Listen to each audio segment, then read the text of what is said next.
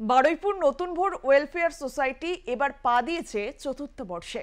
দুর্গাপুজোর সমাপ্তি, তারপরেই শুরু হয়ে যায় জগদ্ধাত্রী পুজোর প্রস্তুতি। এবার দুর্গাপুজো শুরুর আগে জগদ্ধাত্রী পুজোর প্রস্তুতি শুরু করে দিল বারুইপুর নতুন ভোর ওয়েলফেয়ার সোসাইটি।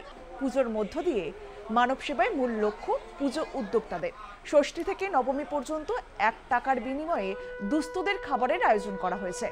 কয়েক হাজার মানুষের কাছে পৌঁছে যায় পুজোর প্রসাদও। এবারও তার অন্যথা হবে না। মানব সেবার পাশাপাশি পুজোর জাঁকজমকেও খামতি থাকবে না। কলকাতার সনাতন রুদ্রপালের প্রতিমা ও চন্দননগরের লাড়ব সজ্জায় সেজে উঠবে এলাকা। কাঠামো পুজোর মধ্য দিয়ে পুজো শুরুর প্রস্তুতি শুরু করে দিয়েছে পুজো উদ্যোক্তারা। আজকে আমাদের চতুর্থ বর্ষে কাঠামো পুজো। আজ থেকেই আমাদের পুজোর বলতে গেলে প্রস্তুতি ফুলদামে শুরু হয়ে গেল। লাস্ট 3 বছর মানুষের প্রচুর ভালোবাসা আশীর্বাদ আমরা পেয়েছি। মানুষ স্বতঃস্ফূর্ত দুয়াত্র আমাদের আশীর্বাদ করেছে। বারুইপুর মানুষকে আমরা বিগত বছরগুলো যেমন নিরাশ করিনি, সেরকম এবছরও আমরা হলফ করে বলতে পারি যে এক টুকরো চন্দননগরে জগদ্ধাত্রী পুজোর ছোঁয়া আমাদের এখানে এলে ওনারা সবাই পাবে।